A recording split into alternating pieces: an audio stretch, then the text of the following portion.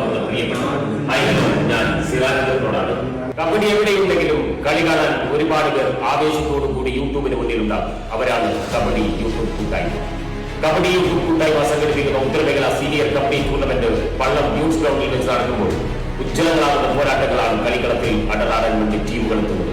നിലവിൽ കാസർഗോഡൻ കബഡി പേരും പെരുമയുള്ള താരങ്ങൾ മാറുന്നു മറിയുന്നു. പ്രവചനങ്ങൾ കാറ്റിൽ പറത്തി വിജയ പരാജയങ്ങൾ മാറി മറിയുന്നു.